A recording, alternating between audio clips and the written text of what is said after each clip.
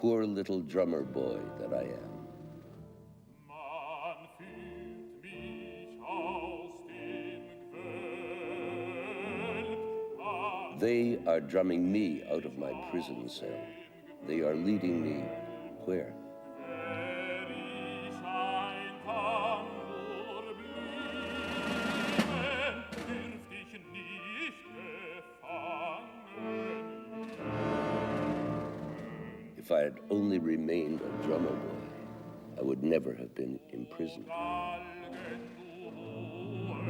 Oh, gallows up there, my final resting place. The sight of you chills me.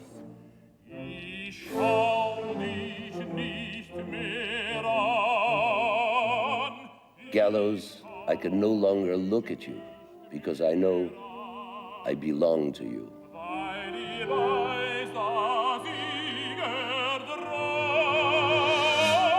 weil ich weiß, dass Sieger dran. When the soldiers march by, they'll have nothing to do with me. Wenn Soldaten vorbei marschieren, bei mir nicht ein Quartier. When they ask who I was, I cry out to them, drummer boy of the Royal Guard, of the company of the King's own bodyguard. When they ask who I was, I tell them I was a little German, Czech, Moravian, Jewish, Polish, Austrian boy named Gustav Mahler. We were poor. My father made and sold cheap liquor, one of the few occupations permitted to Jews. He didn't like my mother very much, nor she him, but they were Orthodox. We sometimes went to the synagogue. I preferred the church. The music was better. It was by Rossini and Mozart, and I got to sing in the choir.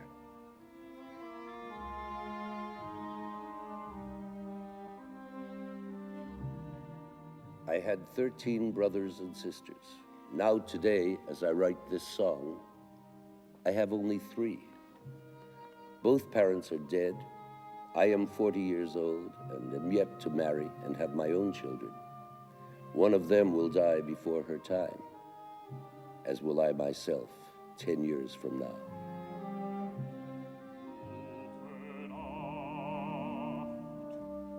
Gute Nacht. Good night. Good night.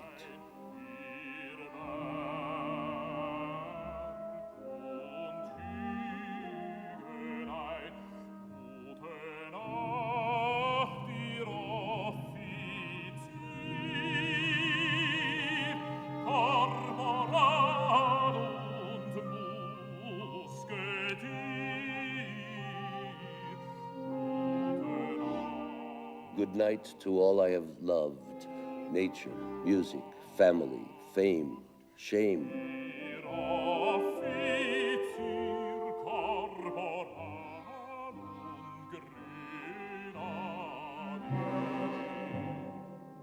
Why shame? Why guilt? My comrades pass and avert their eyes.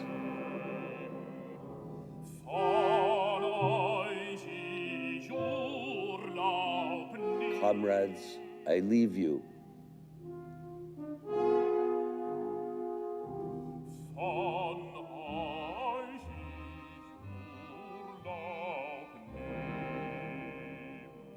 For what am I being punished? If I had only remained a little drummer boy, is that it?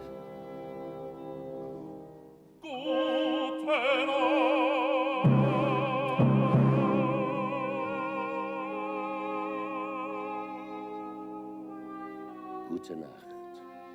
Good night.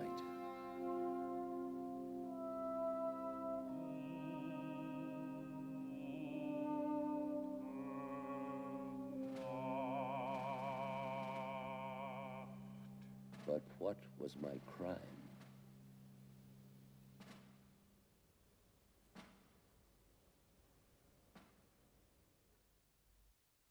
Gustav Mahler was born 125 years ago. In celebration, Leonard Bernstein has written this television essay on the man and his music. He highlights two distinct, but as he'll show, interrelated themes. First is the inspiration which Mahler drew for both songs and symphonies from the collection of German folk poems known as Des Knaben Wunderhorn, the youth's magic horn. The second is a subject little discussed by other writers on Mahler, the influence of his Jewish origins in his music. The essay, which was recorded in Israel and later in London, is punctuated by biographical interludes, and it's illustrated by musical examples drawn from the cycle of Mahler's works, recorded by Leonard Bernstein over the past 15 years. The distinguished soloists taking part include Christa Ludwig in the Song of the Earth, Janet Baker in the Second Symphony, Edith Mattis in the Fourth Symphony, and in the Youth's Magic Horn, Lucia Popp and Wouten Groenroos. The orchestras are the Vienna Philharmonic, which was filmed in the Grosse Musikverein Saal, where Mahler himself conducted them, the London Symphony Orchestra, filmed in Ely Cathedral, and the Israel Philharmonic, performing in Tel Aviv, where Mr. Bernstein's essay begins.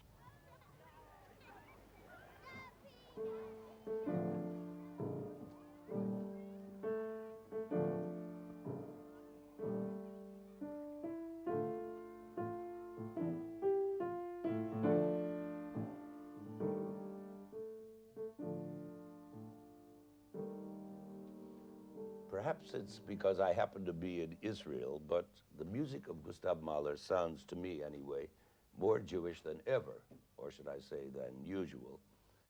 What on earth do I mean by the phrase Jewish music? Is there such a thing? Many people think so, mainly Jewish people. And I now seem to be running the same risk of participating in their generalizing, and I don't generally like to generalize. I remind myself of the old joke: if a Frenchman were writing a doctoral dissertation on the elephant, he would call it, with typical French precision, l'éléphant. If a German were writing the same paper, he might entitle it Die Geschichte der Elefanten von der Urzeit bis zum 20. Jahrhundert historisch betrachtet und so weiter. Whereas a Jewish doctoral candidate would undoubtedly write The Elephant and the Jewish Problem. I hope I'm not similarly pushing this point about Mahler, but I'm pretty sure it's not just the fact of being in Israel to which I owe this particular bout with musical ethnology. There is indeed something arguably Jewish in Mahler's music, I think, and I also think it's worth a few minutes to try to find out what it may be. For example, take the famous moment from Mahler's First Symphony, that mock funeral march, the third movement, which is based on the children's round Frère Jacques, only in this case, ironically thrust into the minor mode. You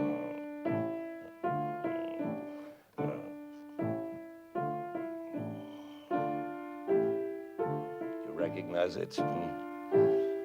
Now, in the middle of this unlikely funeral, there suddenly appears what even more ironically sounds like a Jewish wedding.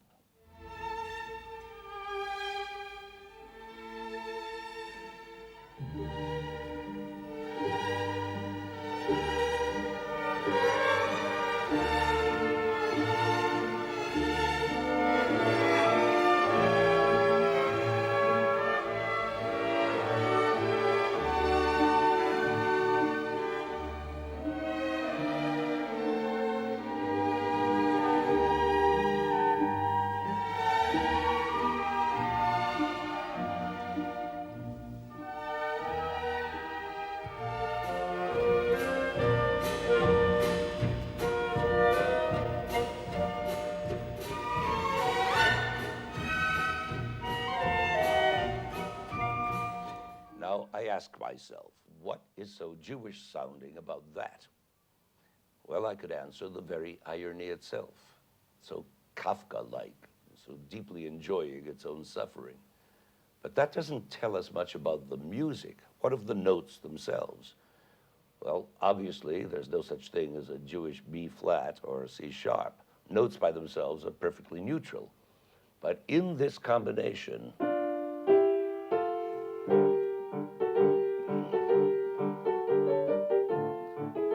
There is undeniably a trace of gypsy or Hungarian or even Arabic, Moorish, in the use of that harmonic minor scale.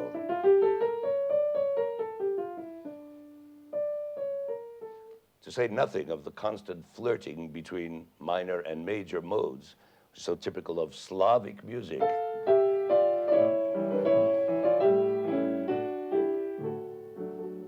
Major, you see. And that's one of Mahler's trademarks, as is his use of other archaic modes, like the Oriental-sounding Phrygian mode, which is distinguished among all other modes for being the only one to have an initial half step, this half step, from which so much weepy, waily, Arabic, Moorish, Spanish music, flamenco music has derived. Later on in this same funeral march movement, Mahler uses the Phrygian mode like this. You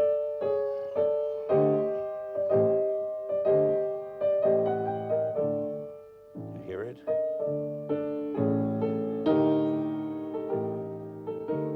That's the note that counts. That's the weepy, waily Phrygian. But again, we have to ask, why is all that specifically Jewish rather than Gypsy plus Arabic plus Hungarian plus Slavic plus whatever? Well, it must be precisely that whatever, that mysterious ethnic flavor of this extraordinary international borscht, this product of centuries of wandering, exile, adapting, readapting, assimilating, dissimulating, in a word, diaspora. I hear a sob in this music, as I hope you two are beginning to hear, a strangled sigh that simply sounds Jewish. Not Judaistic, not Hebrew, not Israeli, but Jewish in the most universal sense.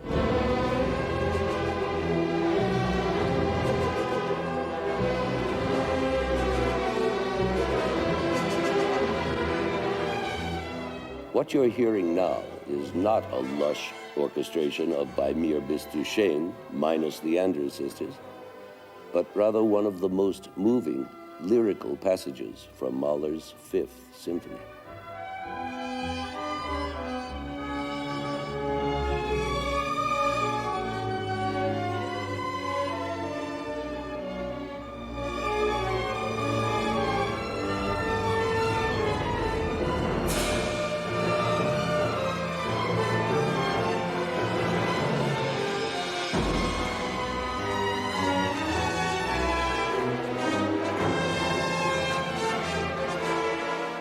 There's a striking parallel to be made between this kind of musical Yiddishkeit and the so-called Yiddish language, which again is not strictly a language, but rather a compendium of linguistic influences overlying a base of Middle High German. An Eastern European Jew, for instance, wanting to say, please close the window, might say, vermach bitte das Fenster, whereas an American Yiddish speaker would probably say, vermach de Winder, please.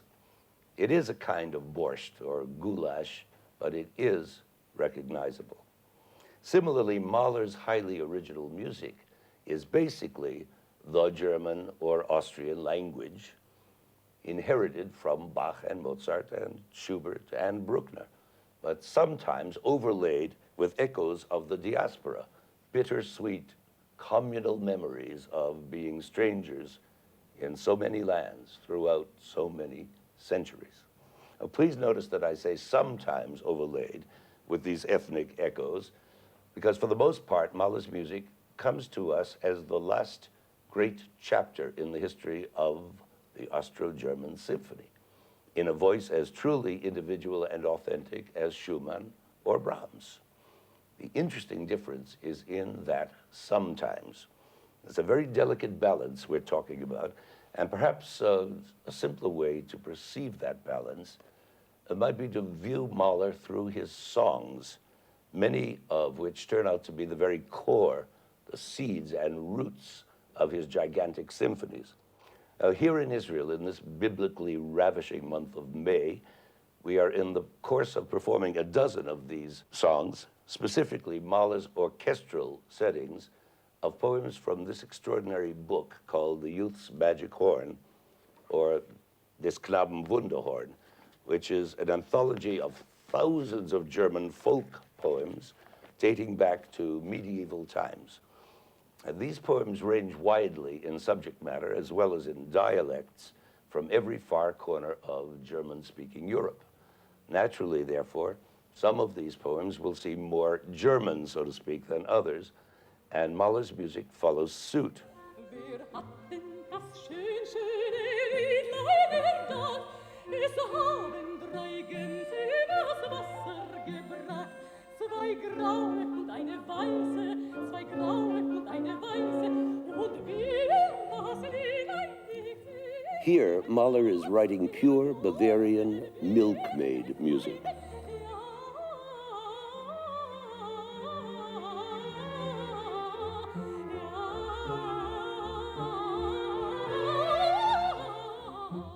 But only moments later, he is screaming out the cruelest, most relentless war march I have ever heard.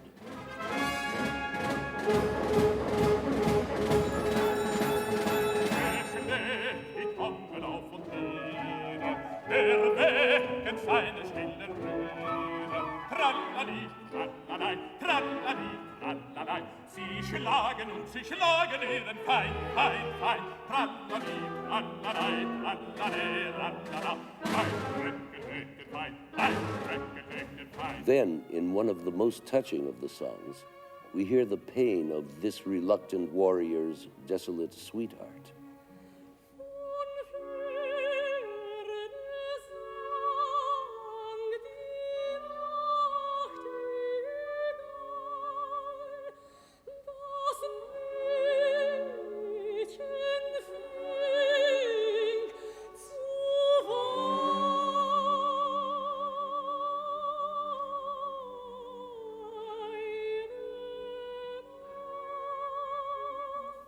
And suddenly there's a low comedy number, satirizing critics, but disguised as a barnyard fable.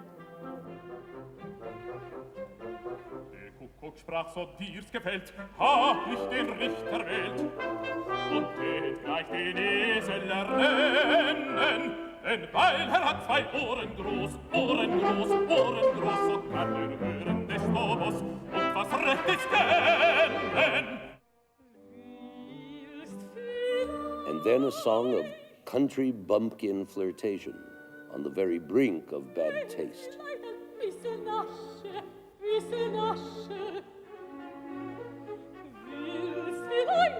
Willst vielleicht, hol dir was aus meiner Tasche.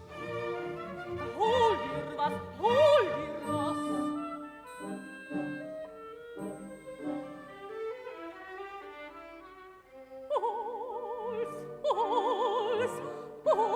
Liebüberle, hol's, ich bitt. Narrisches Dinkel, ich nach dir halt nicht.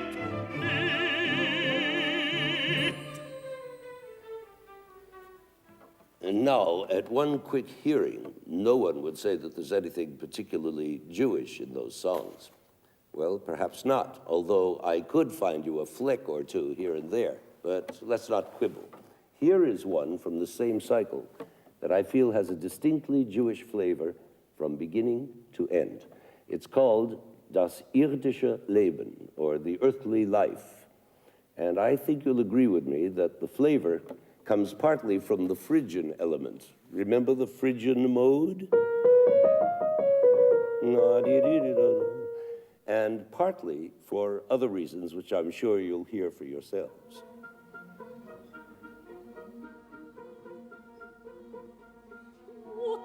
Mutter, es hungert mich. Gib mir Brot, sonst sterbe ich.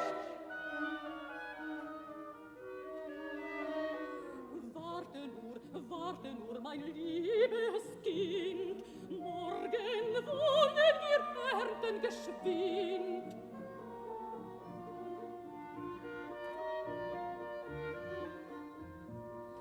Und als das Korn geerntet war,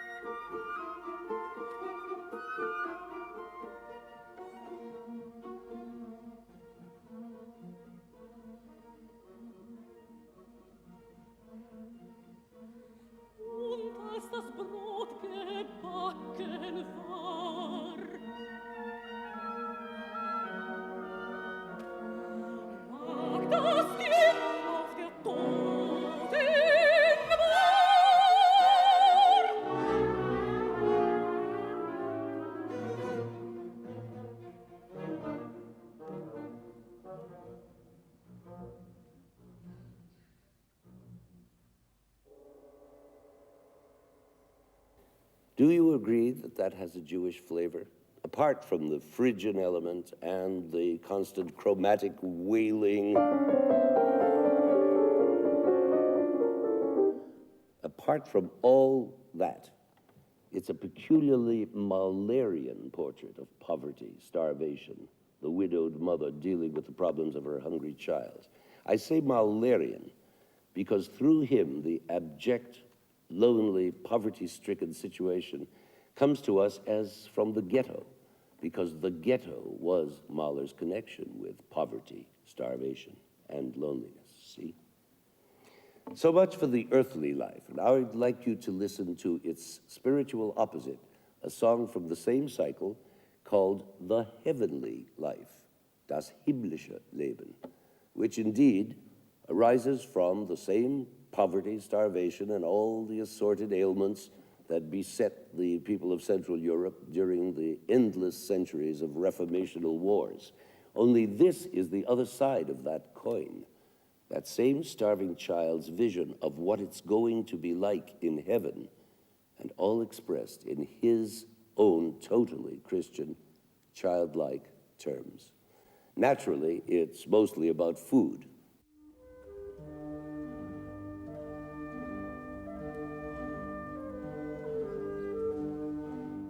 In heaven, there is no end to the number of fish that come swimming down the street to be caught by St. Peter in his very own net, nor is there any shortage of meat. St. John himself brings the little lamb to be slaughtered with not a trace of shame or sense of sin.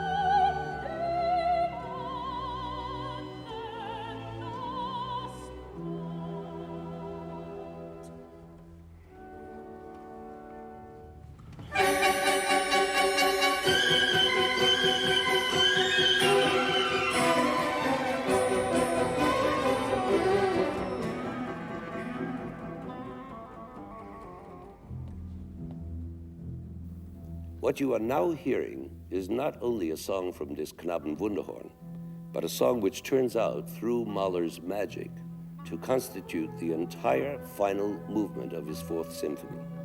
Not a fleck of Jewishness anywhere, musical or otherwise, but the tender poetry that flows from the innocent faith of this child's mind is, oddly enough, not unlike the grim poetry that issues from the mind of another young boy whom we met earlier in this program. Remember the little drummer boy being led to the gallows to expiate an unnamed crime? They are both the same little boy. In fact, they are one with the other little boy we heard pleading with his mother for bread. And all three boys are named Gustav Mahler.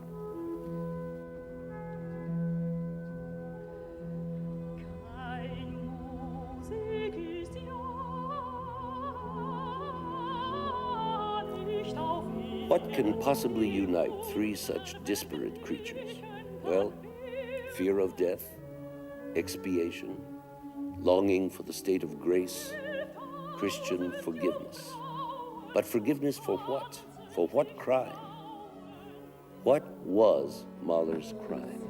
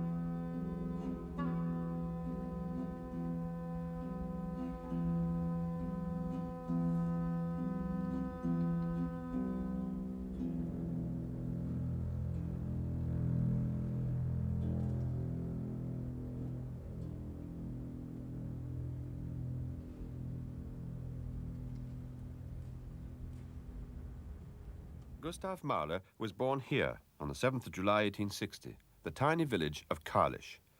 Shortly afterwards, the family moved to the nearby town of Iglau, about 100 miles from Prague. Here, Mahler grew up.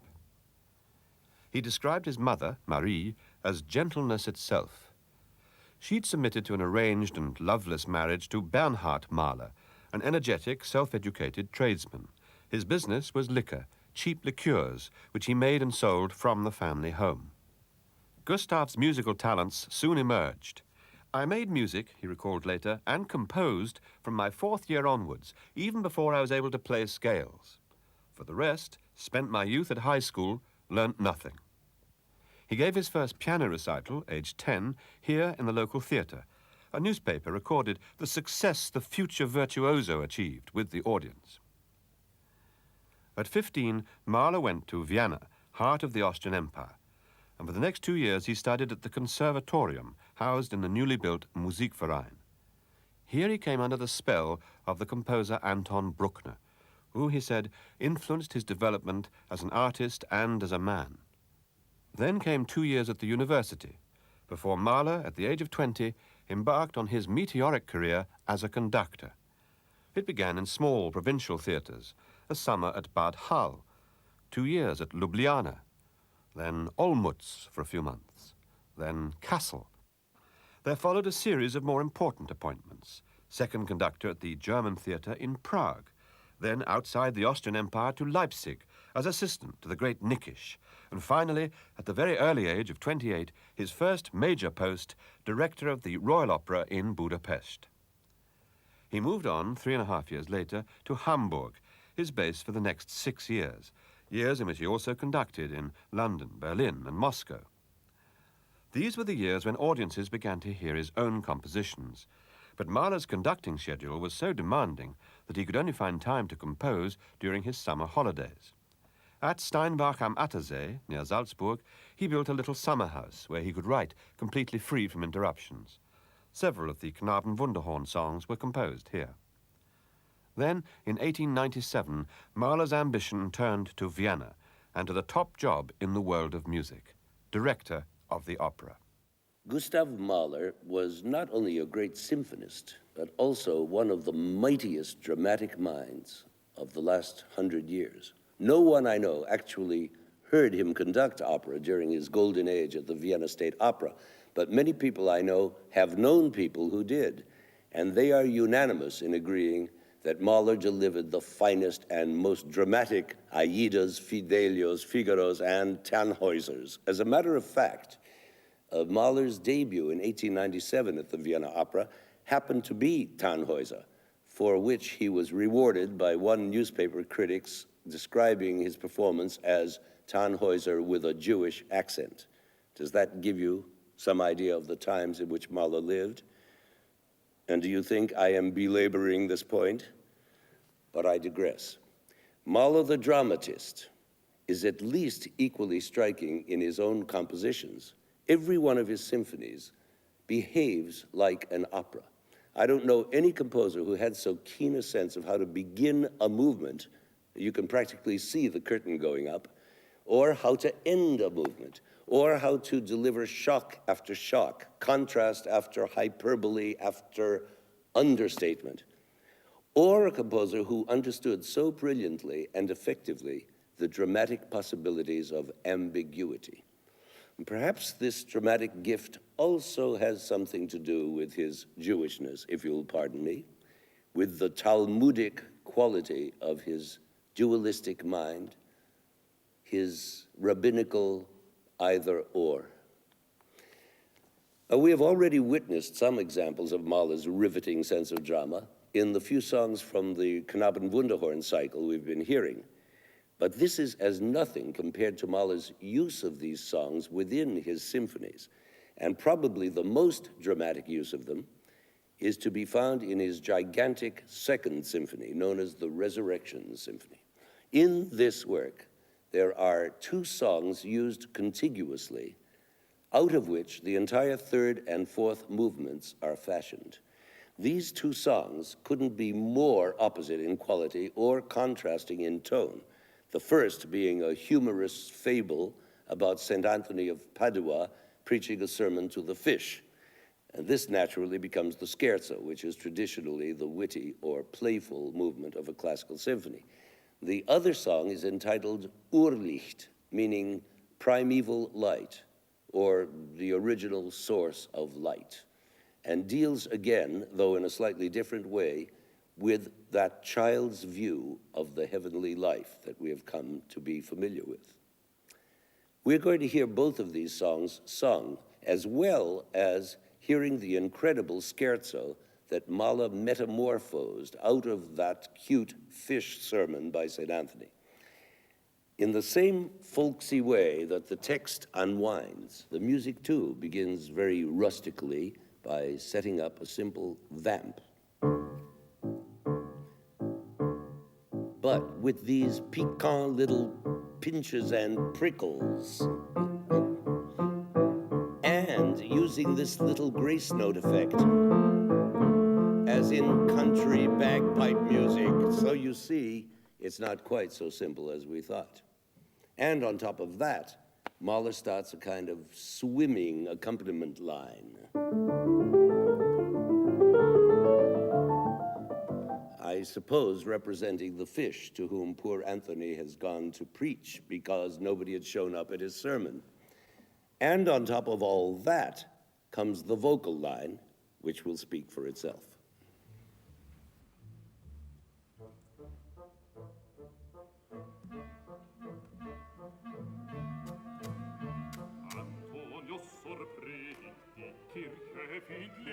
Geht zu den Flüssen Fischen, sie schlagen mit den Schwänzen, im Sonnenschein glänzen, im Sonnenschein, Sonnenschein glänzen, sie glänzen, sie glänzen, glänzen.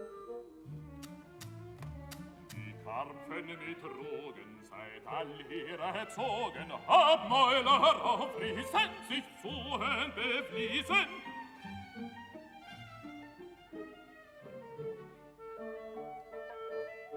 Kein Predigt nie malen, den Fischen so gefallen.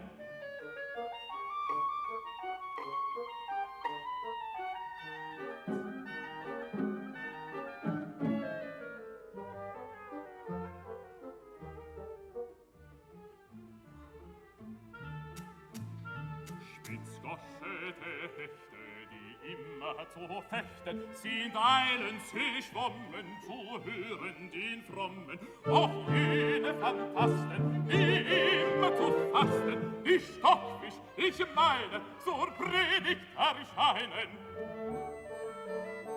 Kein Predigt niemanden,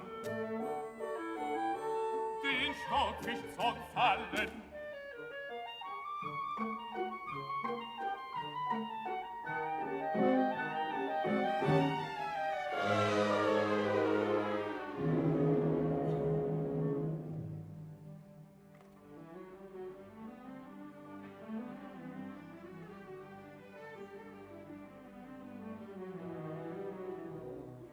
Alle und Hausen, die vornehme Schmausen, die selbst sich bequemen, die Predigt anhören, auch Krebse, Schildkröten, sonst langsame Boten, steigen eilig vom Grund, zu hören diesen Mund. Kein Predigt niemanden, den Krebsen so gefallen, Fisch große, Fisch kleine, vornehm und gemeine, erheben die Köpfe wie verständige Schöpfe.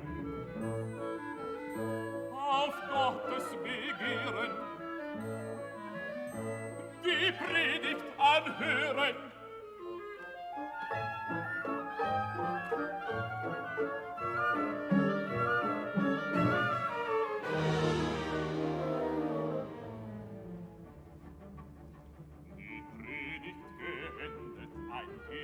Sich wendet.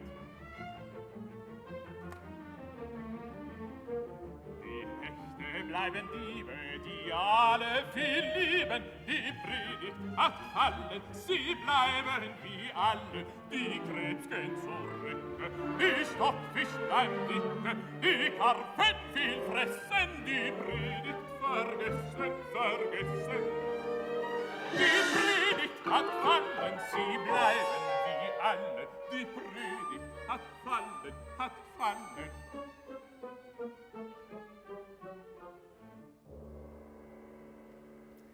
Now to the Metamorphosis, the symphonic version, the scherzo.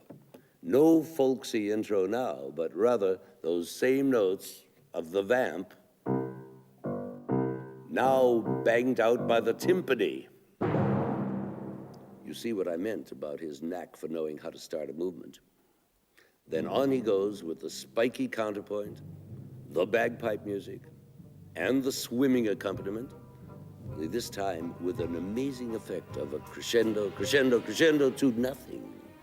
And as you listen, you'll notice lots more of these wild contrasts, which are at the very heart of Mahler's dramatic genius. Notice how the jokiness of the song with its comedy text has now been transformed in this purely instrumental version into an ironic absolute, the very essence of irony.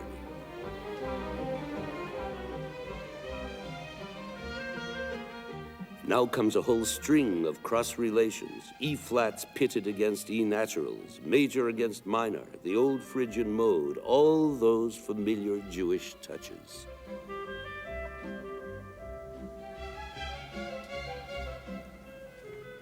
Now, if that isn't Jewish, I'll eat it.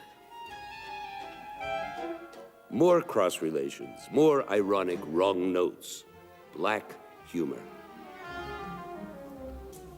Now comes the vocal line, but much spikier than before because it's in 3 octaves at once: bassoon, clarinet, and piccolo.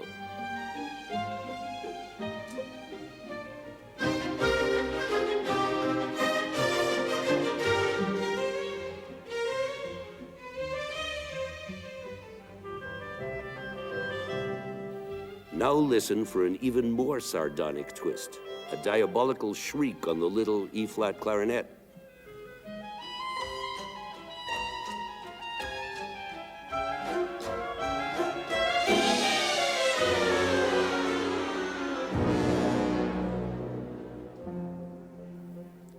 And now the symphonic Mahler takes over, and we have a whole new section, a contrapuntal development of that swimming pattern from the song's introduction. And over it, he develops a whole series of smoothly flowing melodies.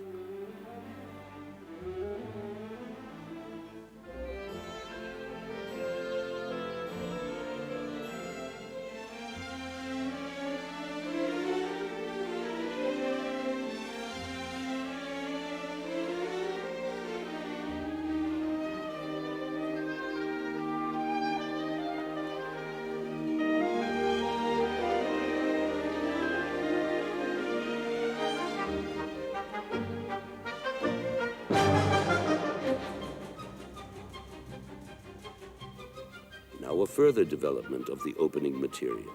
The timpani beats, the swimming department, and the vocal line, but all now made staccato, prickly.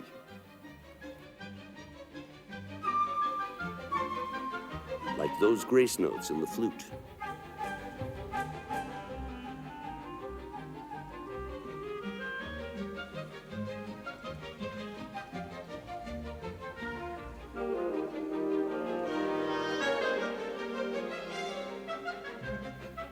One has the feeling that the movement is reaching its end here, but no, not with the giant Mahler in charge.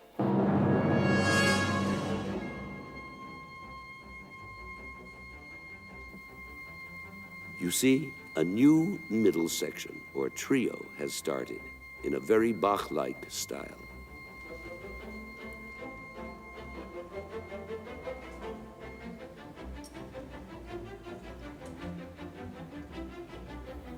Why Bach? Never mind, I'll tell you later.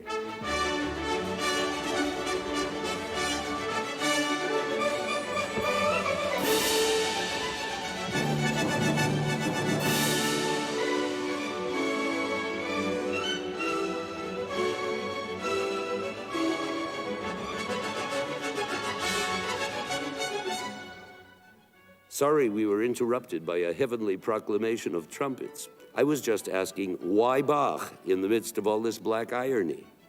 Because Bachian contrapuntal exercises are about as far as you can get from Jewishness.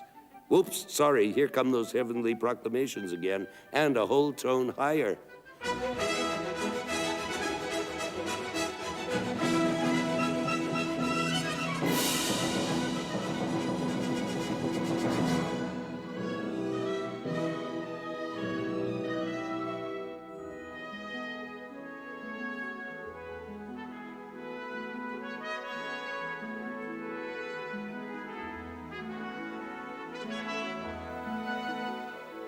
Where are we now? We're in the real trio section. You thought you'd been through the contrasting inner sections, but no, Mahler is in charge. And this one is the ultimate contrast. Totally sweet, totally legato, totally sentimental, and slightly corrupt.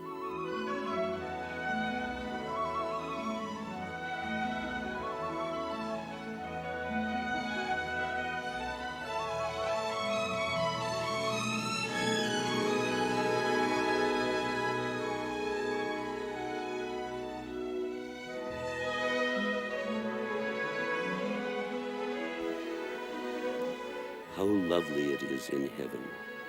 Is this what St. Anthony has been preaching about? I guess so, say the fish. This could be our reward.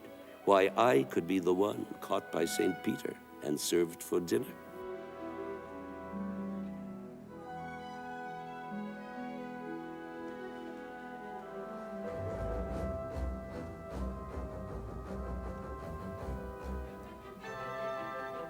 Where are we now? Back to Bach? Not with all these Jewish wrong notes coming back.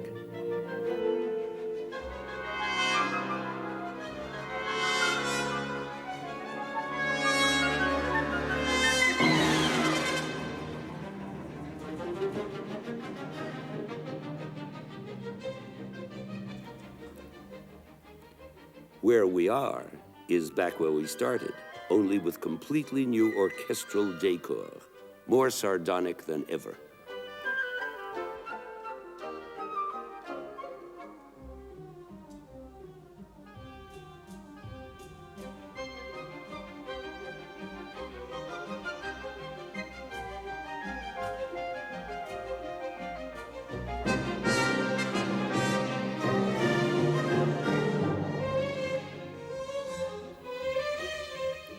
Now for the triumphant return of that shrieking E-flat clarinet, for all the world like Shostakovich, who stole every one of his scherzos from this.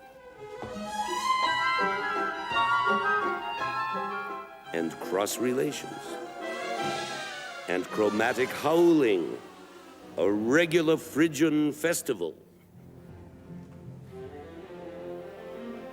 And now briefly back to that smooth development of the swimming music, but again, as always, with new costumes and new counterpoints.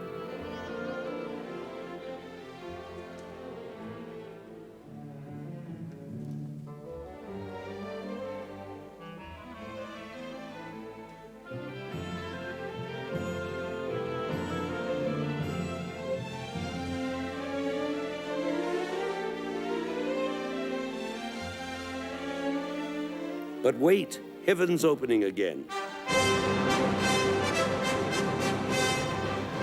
Only this time, it's like our last chance. Mahler is desperate. He's beating at the doors of heaven.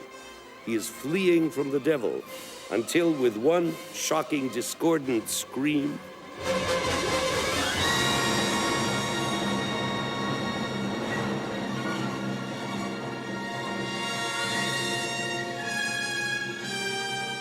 he lets us fall back into the pain of earthly life.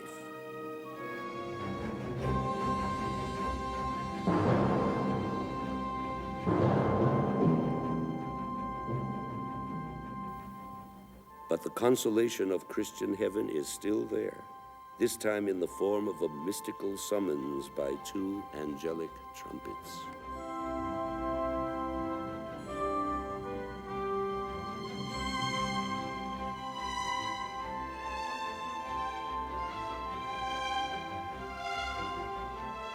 And once again,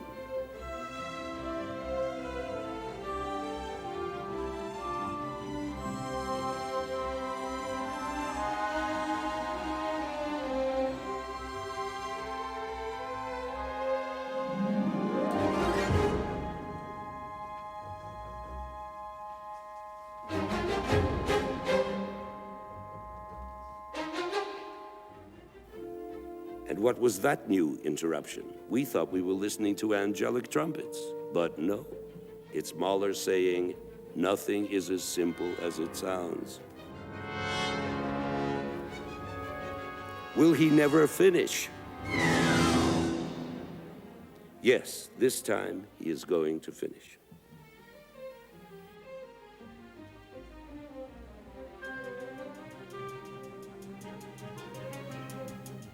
But it won't seem like the end, and in a moment you'll see why.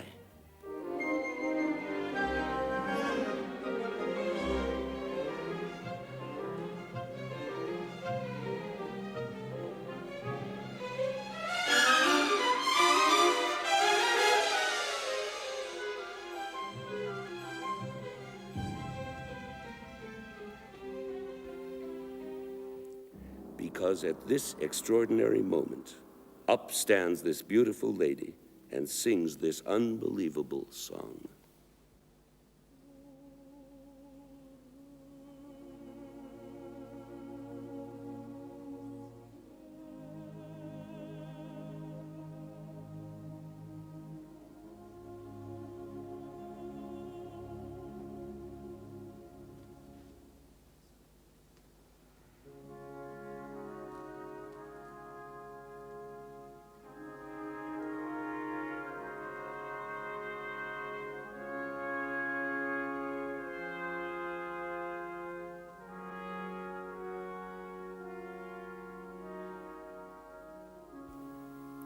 little red rose, O bleeding heart of Jesus.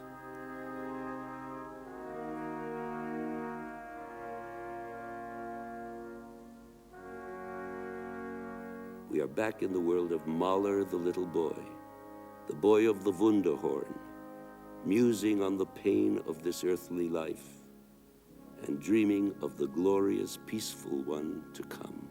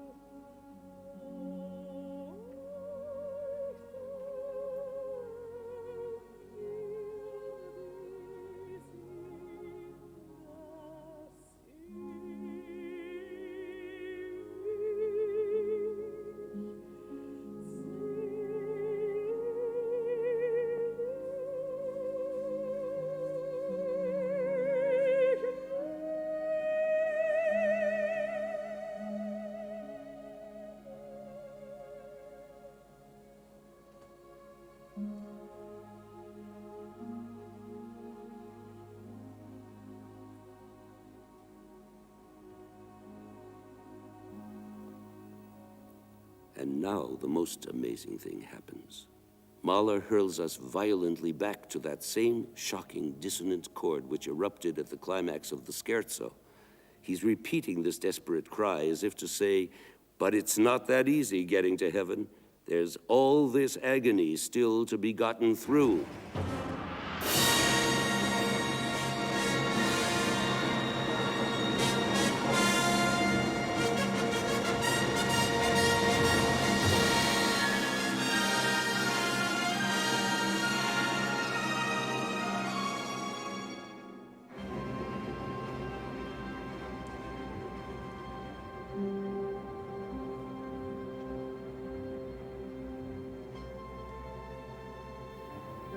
But here again comes that heavenly summons, again from those two angel trumpets.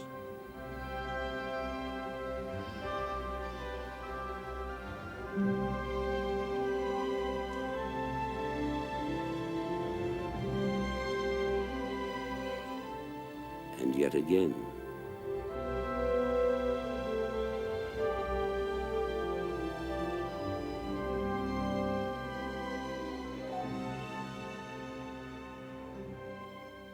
Why these constantly repeated summons, these gentle but incessant urgings?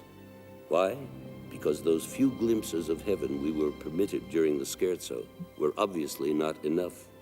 In fact, there still remains an enormous final movement which almost literally portrays the hopes, pains, and ultimate joys of Christian resurrection, the day of judgment, Gabriel's horn, and all. But even here, Mahler's origins reveal themselves, this time in the rather non-Christian form of sounding the ram's horn, or as it is called in Hebrew, the shofar.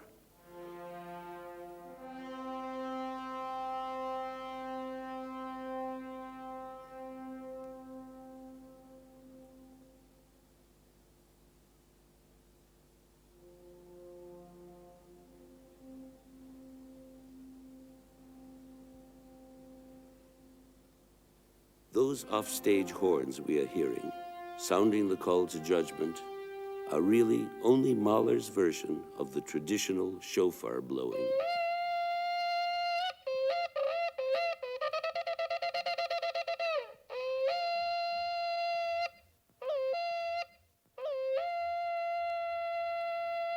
You see, Mahler constantly proclaimed his Christianity, but not quite loudly enough to drown out the Jewishness within.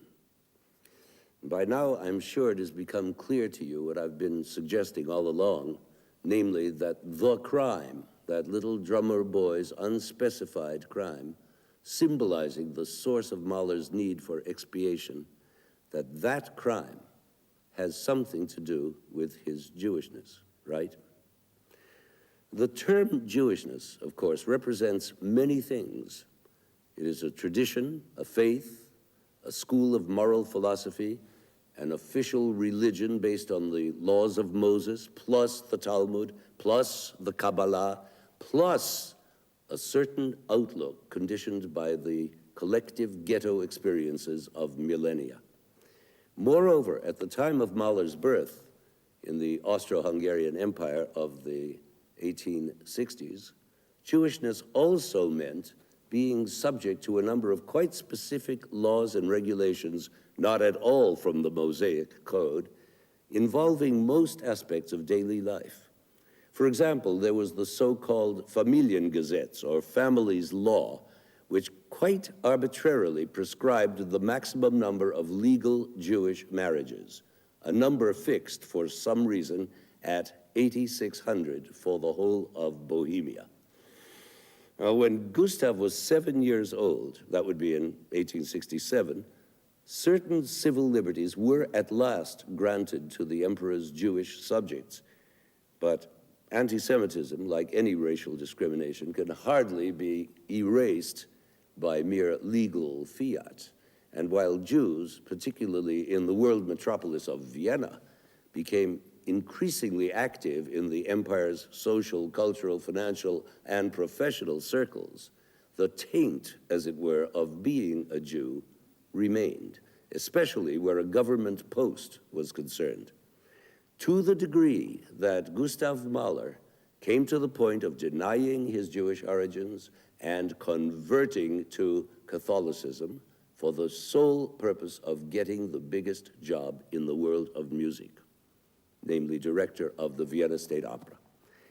And that what's more, he lied about the timing of his conversion when he filled out his application for the position. He was what you might call a premature Christian. P.S., he got the job. Is there not a hint here, or even more than a hint, of Mahler's unnamed and, by him, unnameable crime? Shame, lying, cover-up, are these not seeds of criminality? Especially when they lie buried deep in the earth of the unconscious, as was the case with Gustav Mahler. For instance, there is little or no evidence in letters or other written materials of any interest on his part in things Jewish. He seems rather to have avoided the subject. After all, he was living at the same time and in the same city as Theodor Herzl, the great pioneer of Zionism. Not a word from Gustav Mahler, pro or con. And so, as always, when seeking the deep truths about a composer, we must look for our evidence in the music. And this evidence is even clearer in the Third Symphony, Mahler's longest and most theatrical of all. His deeply buried repression of his Jewish sensibility springs up in this music like a sudden field of poppies. Just listen to this passage from the final movement.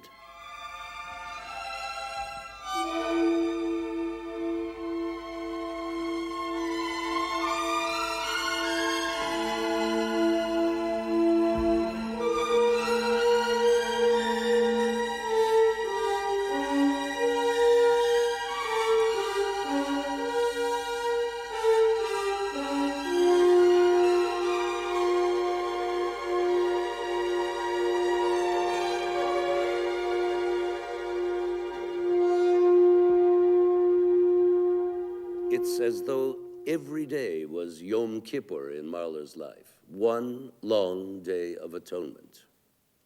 Atonement for what? Of what was he guilty? Why the breast beating? Of what is he ashamed? Answer, of being Jewish. But the far greater shame for him must have been his shame at being ashamed of being Jewish.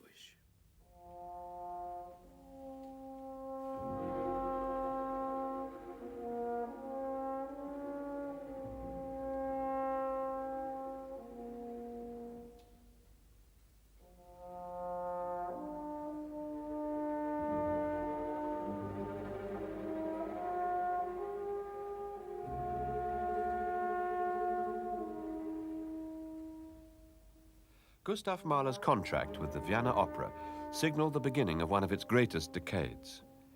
In his 10 years in Vienna, Mahler premiered 32 new operas and restaged 52 others. From the very start, his reign was hailed by the press for the quality and the vigor of his music-making, but there were discordant comments about the man himself.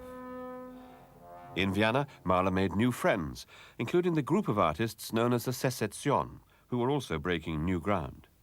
Amongst them was Alma, a well-to-do 22-year-old music student, daughter of the painter Emil Schindler. Mahler fell in love with her, and in 1902 she married the 41-year-old composer in the Karlskirche. The following year, their first child, Maria, was born, and a year later came Anna. Mahler was devoted to them both.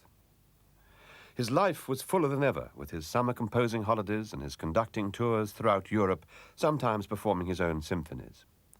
But then, in 1907, within the space of a few weeks, his life was devastated by a threefold crisis. His daughter Maria died at the age of 5 from diphtheria. Back in Vienna, his congenital heart condition was diagnosed for the first time. Finally, the intrigues around him at the opera became so intense that he resigned. Mahler accepted an invitation from New York. For 2 seasons, he conducted opera at the Metropolitan and concerts in Carnegie Hall, returning to Europe each summer to compose, though now at Toblach, where he built a new summer house after the death of his daughter. The 9th Symphony, the Song of the Earth, and the unfinished 10th Symphony were all composed here. At the end of 1910, he crossed back to New York for a 3rd season, his health deteriorating. He collapsed after a concert in February 1911 and decided to return to Vienna, where on the 18th of May, he died.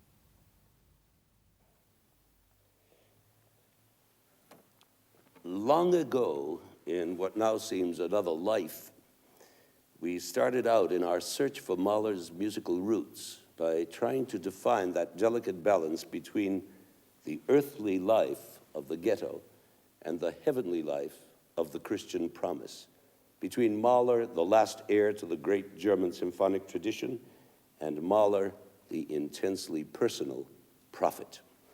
This search of ours has been illuminated by our investigation of these marvelous Knabenwunderhorn songs in which so much essential Mahler personality is buried and out of which he fashioned so much of his symphonic music.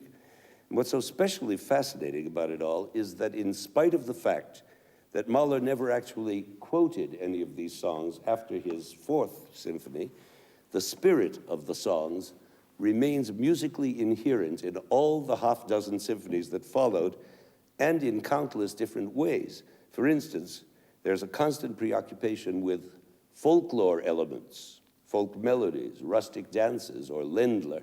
Then there's inevitably, sooner or later, an invocation of the Lutheran chorale, or else of a dizzily sardonic dance with the devil, all of which are to be found in the Wunderhorn songs and in every symphony he ever wrote.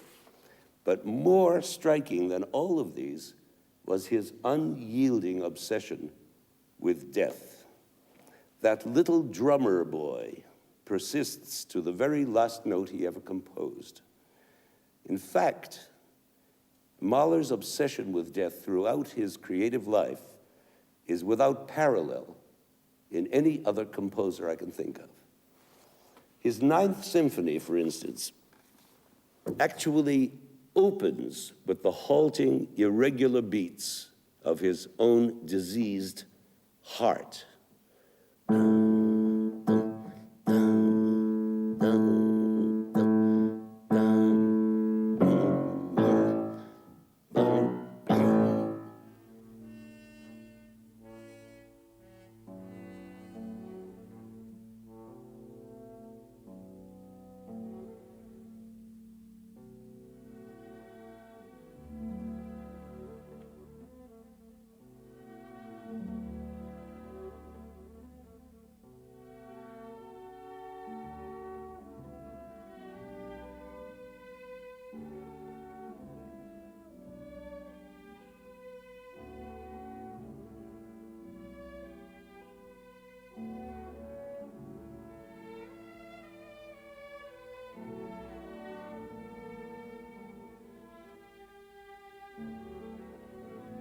death. Can you think of any other composer who wrote in every major work at some point or other a funeral march? In the First Symphony, there is that mock funeral march we already know about.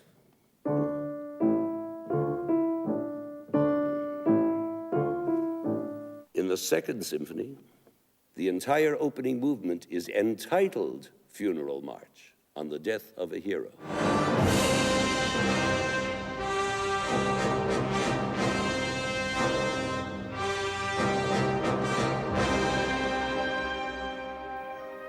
And in the Third Symphony,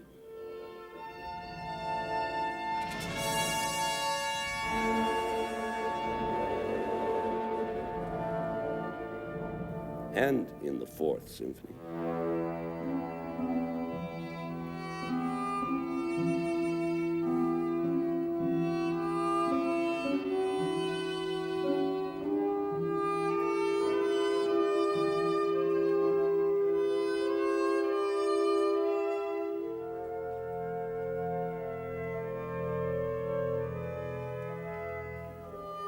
And in the Fifth Symphony.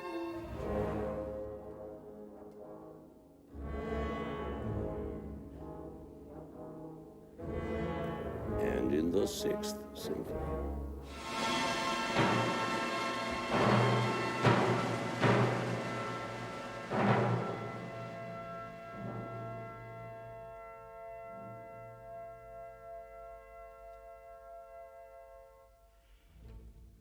And in the Seventh Symphony.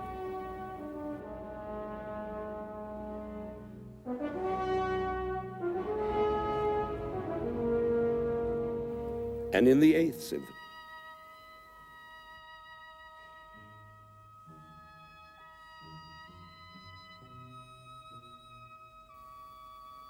And again in the Ninth, those doom-laden, faltering heartbeats we heard earlier eventually reach shattering proportions.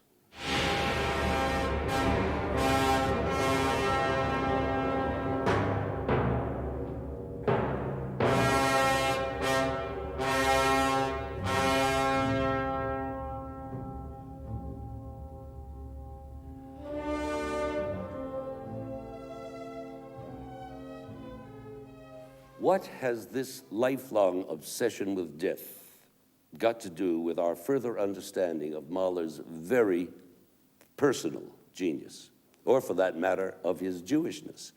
Just this, that it's very difficult to be a Jew. As we say, es ist schwer zu sein ein Jid.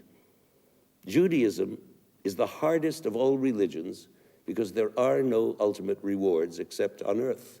No promises about the hereafter, no guaranteed kingdom of heaven, only the conviction that God will love you if you do his works. Judaism is not primarily a consolation. It is a system of ethics with not 10, but hundreds of commandments about how man should live with man. Therefore, the great attraction of Christianity to Mahler was the concept of resurrection of the soul, the promise of life hereafter.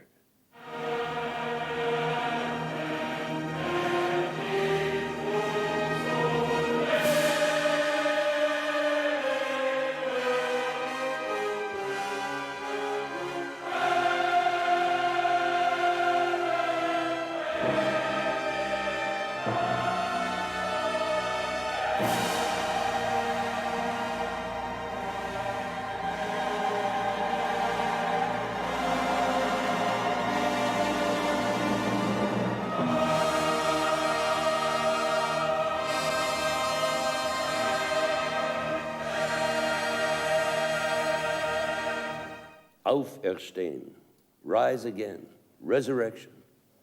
In the excitement of discovering Christianity, there must have been some rejection of Jewishness early on, going all the way back to Mahler's childhood memory of singing in the church choir and getting his first whiff of heaven. This is why for the rest of his life, he kept re-invoking that childlike purity of spirit, which was, to put it coarsely, his ticket to the afterlife. Sometimes this Christian yearning of his was expressed in massed choirs and with huge orchestral forces. At other times, it appeared in literally childlike form, as in the singing of the children's choir in the Third Symphony,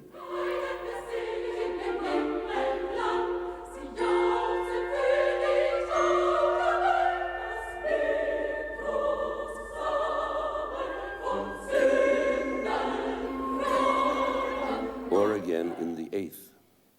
To say nothing of the two wonderfully innocent songs we have listened to, Urlicht from the Second Symphony and The Heavenly Life in the Fourth.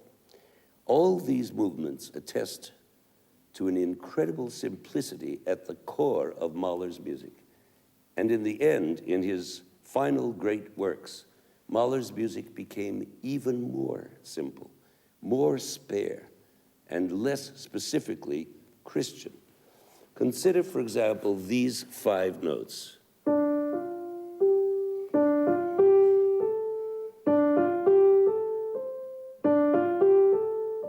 Five different notes. What can be simpler than this pure pentatonic scale? And yet this is the opening of one of Mahler's most arresting melodies from his final vocal masterpiece, the Song of the Earth.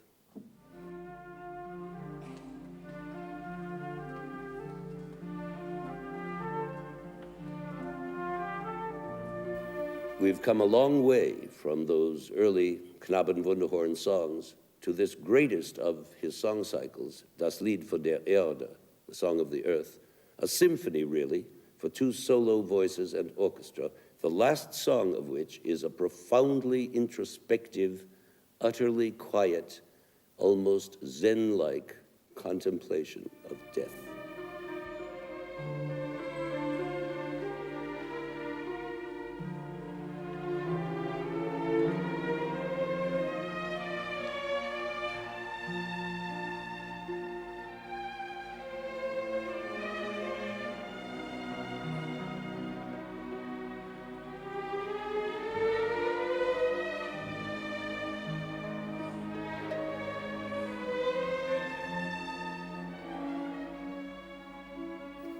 For years, this Zen-like aspect of Mahler's music was not understood by some of the world's greatest musicians, conductors and composers included. It seemed to them oversimplified, so bleak, so devoid of harmonic support. But actually, this is the true essence of Mahler in his maturity. Not the overblown, over-harmonized chorale music, or the over-contrapuntal academic fugues, but this stunning quietude and sparseness.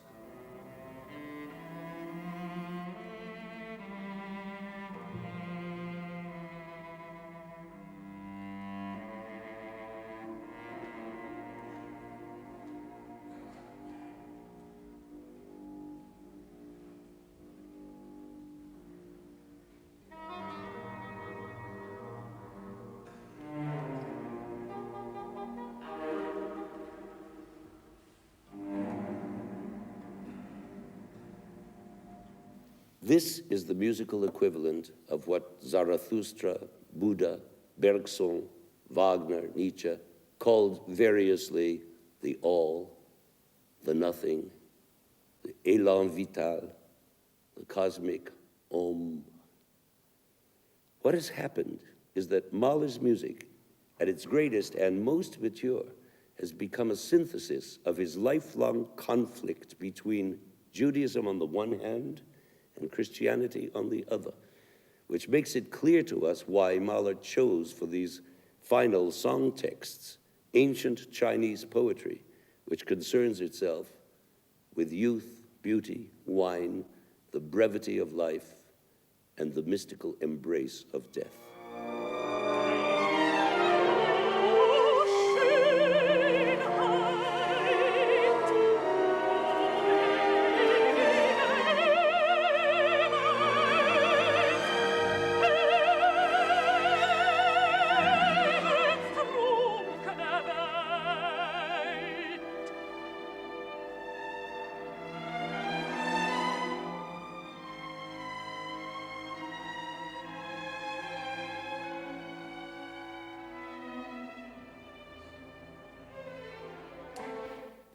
In these last pages of this extraordinary final song, Der Abschied, or the farewell, it's as if Mahler is sadly witnessing the passing of his beloved C major world, unwilling to let go, repeating over and over an unresolved C major phrase on the words ewig, ewig, forever, forever.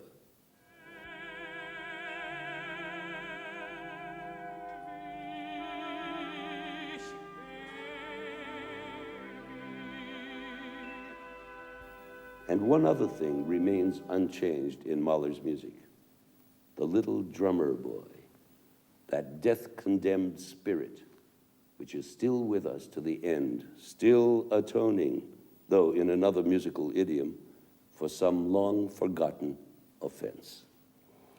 It's almost inevitable that this last farewell song we are about to hear should be ushered in by that one invariable, a funeral march.